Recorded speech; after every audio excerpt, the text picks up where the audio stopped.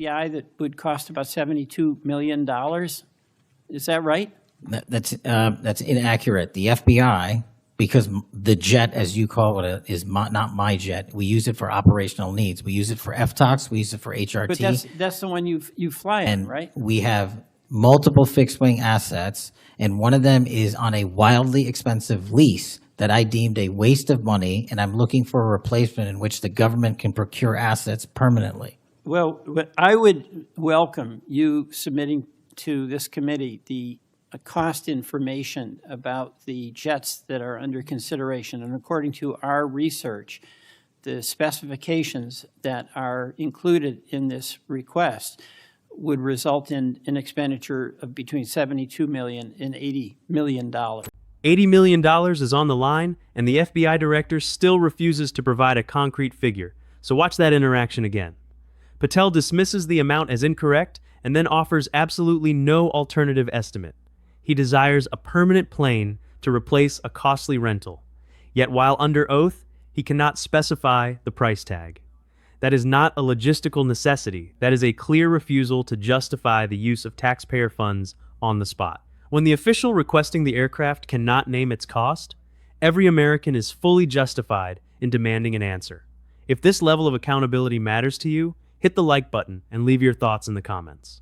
The aircraft expense was merely the last frustration, but the inquiry actually began with a much more fundamental issue regarding trust. Welch directly challenged the official public statement Patel issued immediately following the Charlie Kirk incident.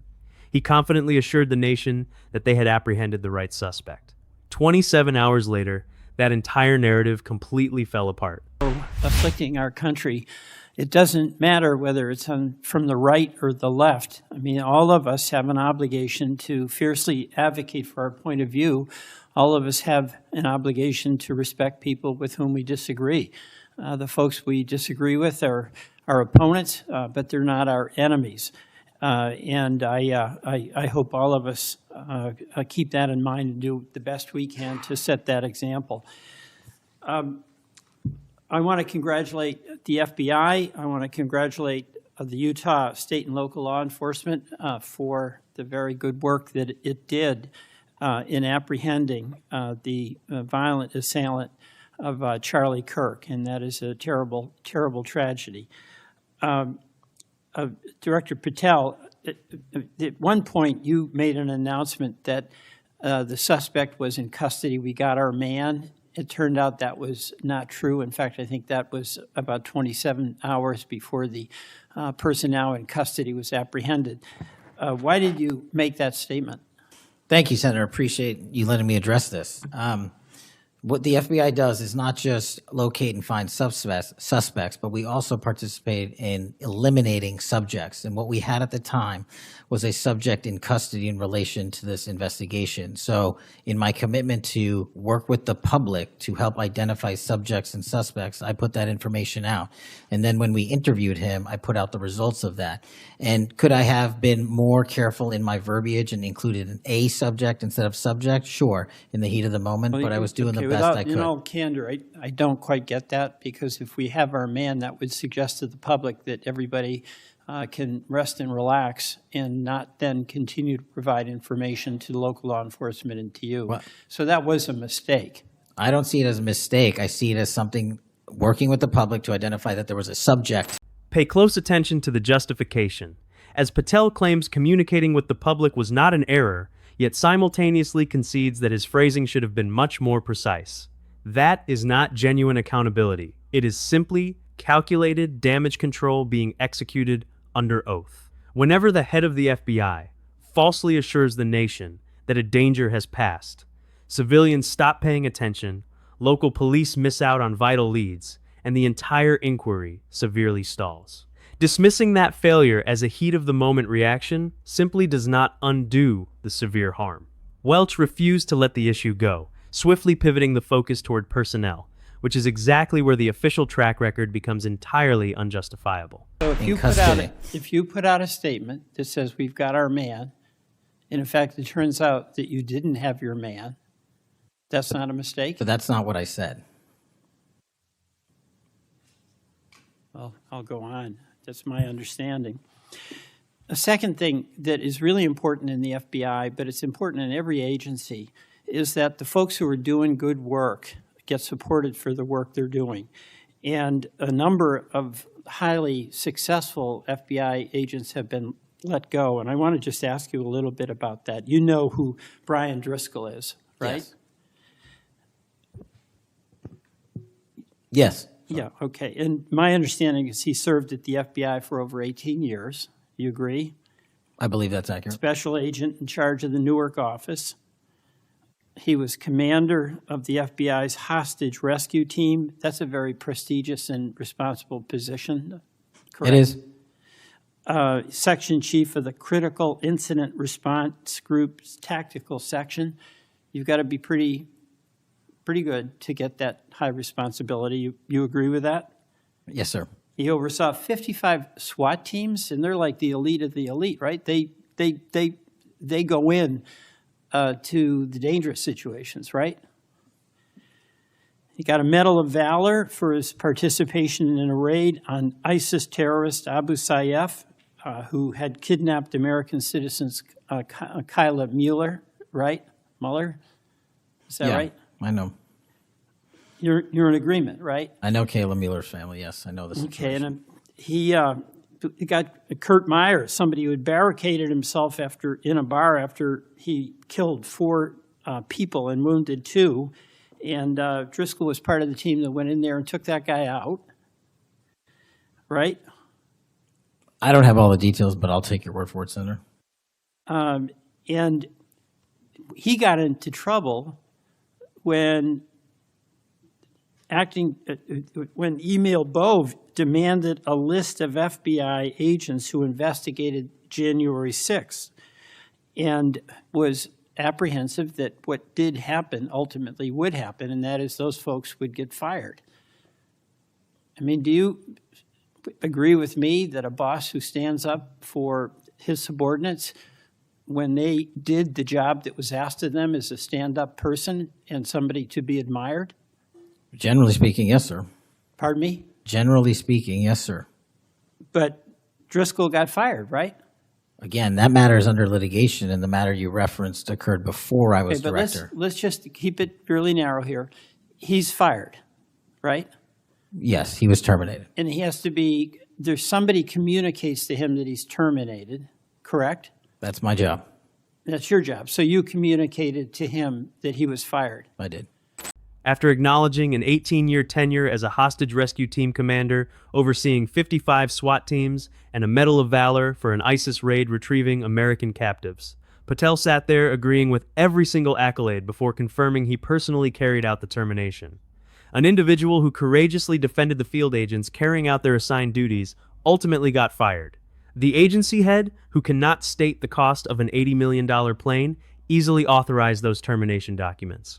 This is the established pattern, initially making a false public declaration, followed by ousting a highly decorated professional, with both actions executed by the exact same official currently demanding a taxpayer-funded private plane. This congressional inquiry has moved far beyond a single flight manifest or isolated budget request, centering entirely on whether the FBI leader is accountable to the facts or solely to power. The timeline is glaringly obvious. First, a deceptive public narrative. Then, the termination of an elite operative, right before Welch aggressively dragged the private aircraft itself back into the spotlight. So, I have a hard time with this because that record suggests to me that this person is like worthy of consideration for the Presidential Medal of Freedom, and he got fired. But there's also a record of other information that was available, and now that this matter is pending litigation, we will get that out in due course. But as you can agree, so you've got, quote, other information that you see as a valid basis to fire somebody who, from what I can tell, had an absolutely outstanding record and who crossed the threshold of getting in trouble because he was standing up for agents serving under him who did work that was assigned to them that happened to be related to the January 6th uprising. Again, you're correlating based on your information the reasons for his termination, and I'm telling you. No, that's right. Let me ask you another question. When you were here, you were rightly critical, not here actually, I guess it was on Cash's Corner. You were rightly critical of the way that the previous FBI director used the FBI jet. And you said you wanted to ground Chris Wray's private jet travel that he pays for with taxpayer dollars to hop around the country. Let me ask you this. On the weekend of, according to flight tracker data, on the weekend of March 7th, an FBI plane flew round trip from D.C. to Las Vegas, and you attended a UFC fight with Mel Gibson. And I'll show you that. Is that you, and is that true? Yeah, you want to know the difference? I live in Las Vegas. I'm allowed to go home. I didn't leave a congressional hearing early on an FBI jet to dodge questions. All right. Then on April 5th, you attended a hockey game in New York City. You don't live there, right? No, I don't. By the way, everyday FBI agents who are assigned in Washington don't get to fly home on a private jet. Well, this is a great point. Do you know why I have to use a private jet? Because Congress made it mandatory. Okay.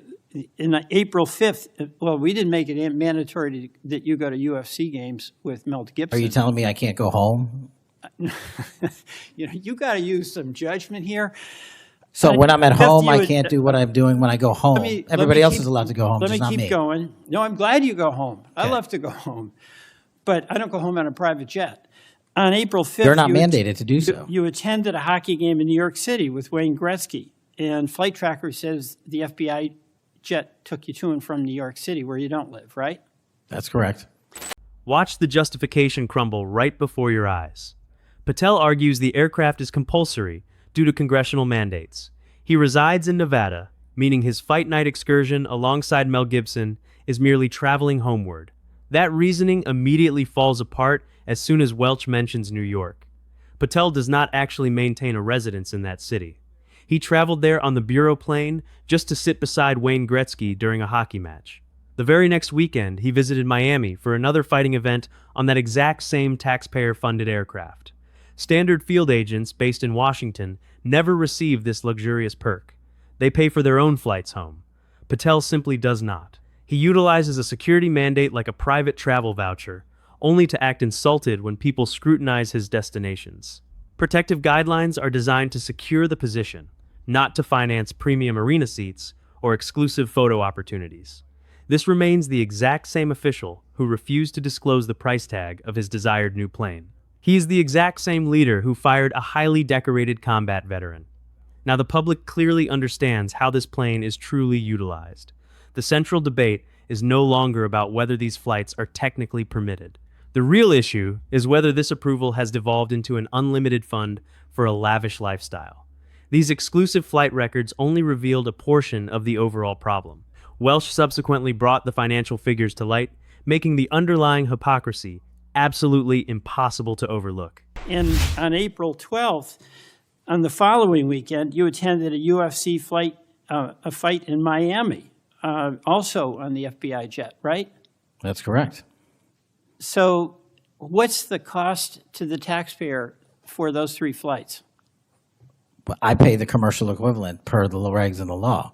And so just so you know, when you are comparing me to prior directors... I asked what the cost was, and you don't know, I take it. Yeah, and what I've done with the use of the private jet is use Andrews Air Force Base versus Reagan National as what the other directors have done to save the taxpayer dollars. Bottom line here, you flew home to Las Vegas.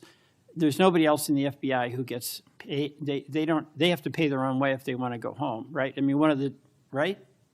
Well, that's not accurate. Depending on where you're stationed, the FBI covers the bill to get home. So are you telling me that FBI agents who are assigned in Washington, but who may live in Charlotte, they get paid by the FBI to Sometimes go home? they do, yes. All right. Another thing I want to say is this. Our local law enforcement has been stiffed. About $500 million in COP grants have been taken out of the budget.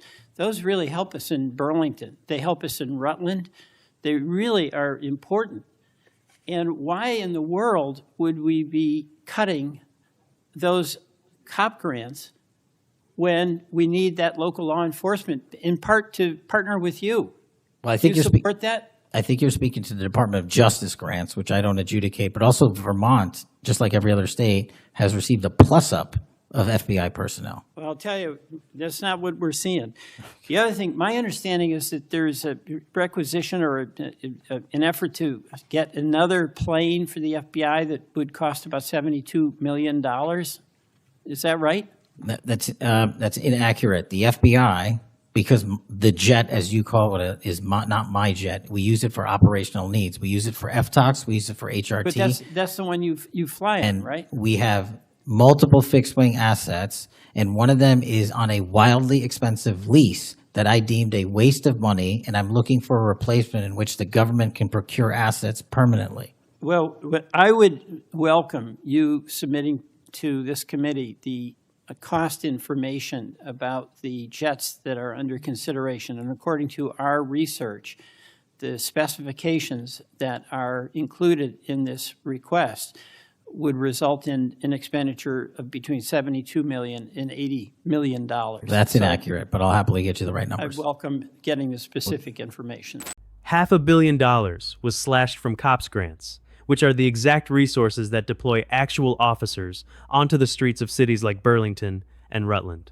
Patel responded by claiming Vermont gained additional FBI staff, yet those agents are federal resources rather than local community assets. That federal presence fails to plug any financial gaps within a municipal police department's budget.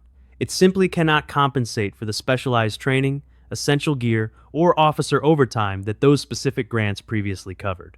Immediately after justifying these reductions, he pivoted right back to the airplane issue, labeling the estimated $72 to $80 million price tag as incorrect while persistently failing to provide his own concrete estimate. He openly condemns pricey rental agreements, yet he simultaneously requests a permanent multi-million-dollar acquisition without being willing to testify to its actual price. Here's the complete scenario. Regional police forces are stripped of $500 million in backing. The agency head keeps flying the current plane to athletic matches, and he still demands an upgraded, costlier jet without handing the committee a solid price point. His true priorities are no longer concealed, as they are plainly documented in the official congressional record for anybody who chooses to review them. The inquiry did not conclude with a definitive financial figure. Rather, it wrapped up by exposing a glaring behavioral pattern. We witnessed an agency leader flatly decline to reveal the exact expense of a plane he is aggressively trying to procure. We watched him stand behind a public assertion that was ultimately proven entirely untrue. We saw him acknowledge that he personally fired a seasoned operative whose stellar service record was completely undeniable.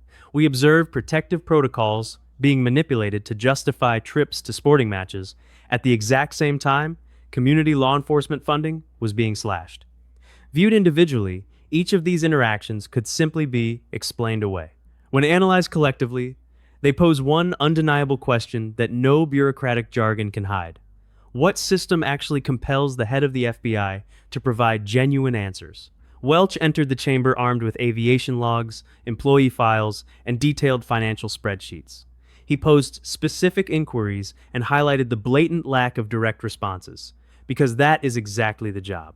That crucial duty does not simply end when the session adjourns, especially while massive financial choices are left entirely unjustified. This urgent conversation refuses to remain confined to a congressional committee room. It rightly spills out into the public square. I have zero interest in petty political point scoring. My sole concern is whether this powerful agency still remains accountable to the taxpayers who finance it. If an executive can demand a massive aviation purchase without swearing to its cost, if tactical necessity morphs into a convenient excuse for private travel, and if professional consequences only apply to subordinates, then congressional oversight has already completely collapsed. The official record is now completely public. The highly contested financial figures still remain entirely unanswered. The real question is whether enough citizens are willing to continue pressing for transparency. If this level of congressional oversight still matters to you, speak up and drop your perspective in the comments. Smash the like button if you prefer to see these congressional sessions analyzed without any mainstream media sugarcoating.